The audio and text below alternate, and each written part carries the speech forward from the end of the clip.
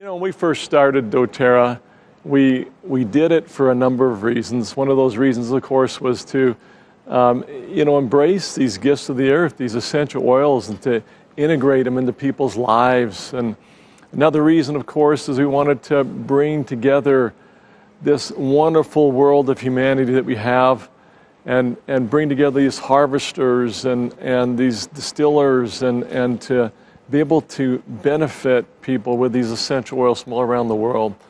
But maybe if I look at it and think about the most important thing that we had in mind is we really wanted to change the world. And we really wanted to make a difference. And we really wanted to, frankly, to make some great memories. And I think we have. I think there's been some wonderful things that have happened over the years in that regard. I'm troubled by the global trends of incivility and polarization that seem to be happening in our world. It's unprecedented, it seems, this breakdown that's been happening among people and just losing the ability to be civil with one another. There's been this increased dehumanization that's been happening and this almost disgust with those that don't share maybe our views. Some days, it feels like the only thing that we can agree on is that we can't agree on anything. Public discourse has broken down. We feel that everywhere, panelists on TV are screaming at each other sometimes. We go online, we find community and connection, and we end up leaving feeling angry and alienated. Have any of you experienced this? I'm going to talk a little bit about echo chambers. We all live in our echo chambers, don't we? And social media can help to fuel this psychological polarization. We're bombarded with information that confirms our own views, that reinforces our biases, that makes us feel like we belong to something, maybe. And, I hope that all of you understand this and we all realize this, that social media is programmed to feed us more and more of whatever we show interest in. And then it continues to feed. And it's an ecosystem that just entrenches us further and further and further and to where we become very absolute in our views. We stop compromising. That becomes something of a dirty word.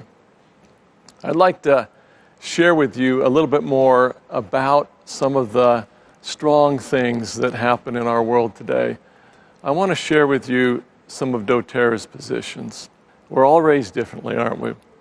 We're all different in our educational backgrounds. We're all different in our value systems, perhaps. We're different in our cultures. We're different in our beliefs.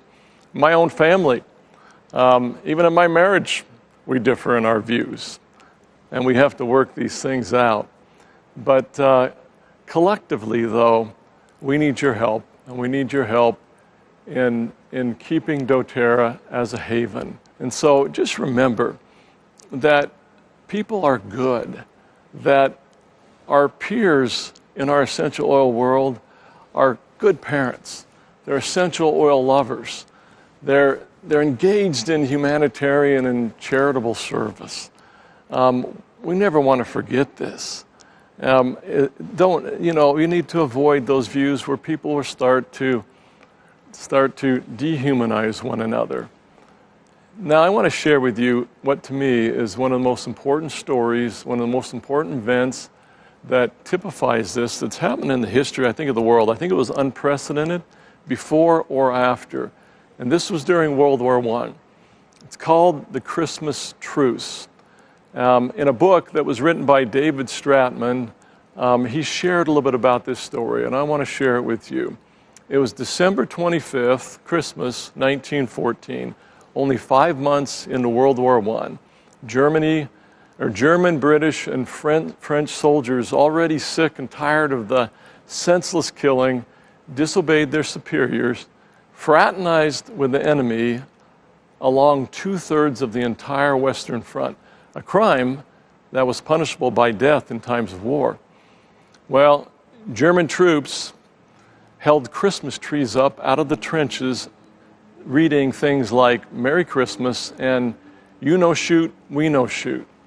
Thousands of troops streamed across no man's land, strewn with rotting corpses at the time. They sang Christmas carols. They exchanged photographs of loved ones back home. They shared rations. They played football. They even roasted some pigs. Soldiers embraced men that they had been trying to kill just a few short hours before. They agreed to warn each other if the top brass forced them to fire their weapons, and said that they would aim high. Well, a shudder ran through the high command on both sides. Here was a disaster in the making. Soldiers declaring their brotherhood with each other and refusing to fight. Generals on both sides declared this spontaneous peacemaking to be treasonous and a subject to be and people were subject to be court-martialed. By March 1915, the fraternization movement had been eradicated and the killing machine was put back into full operation. It took them 2 months to get that done. They had to literally remove the men on both sides, send them elsewhere, bring other soldiers back in to get the war going again. By the time the armistice was signed in 1918, 15 million more would be slaughtered. Not many people have heard about the story of the Christmas truce. Christmas truce story goes against most of what we have been taught about people today. It gives us a glimpse of the world as we wish it could be and says, this really happened once. It reminds us of those thoughts that we keep hidden away, out of range of the TV, the newspaper, computers, phones, and stories that tell us how trivial and mean human life is. It's like hearing that our deepest wishes really are true and that the world could be different. How many of you have felt that way? Evil can only be defeated by kindness. Now, you can be disgusted with a group of people, and then you meet a particular person and you genuinely discover that they are great, that they're lovely. And then gradually, those chips start to fall away, and they change our thinking. Now, just a couple of final thoughts here. The number one way to combat dehumanization is also frustratingly challenging. It's one of the hardest things to accomplish. We simply need to get to know people who are different from us. Just as we have the mental capacity to dehumanize, we're also equipped with the mental facilities to forge trust and understanding. It's up to us to change this. We have some cleanup to do. We have some cleanup to do within doTERRA. We have some cleanup to hopefully do with the massive numbers we have around the world, and maybe we can help. Number one, never make posts in your online communities that can be interpreted by others as divisive, intolerant, or mean-spirited. Be a speaker of peace. Second challenge, this is the biggie, and that is that you make friends with at least 3 people who you profoundly disagree with. Remember something as you do this. Empathy is not endorsement. Empathizing with someone that you profoundly disagree with does not suddenly compromise your own deeply held beliefs and endorse theirs. But it will be an amazing experience for you. Now, third challenge, make doTERRA a haven of peace, trust, and hope. We're an essential oil company, aren't we? Well, we are, but every bit as much of that, we also are a community, and we are a haven of peace, trust, and hope.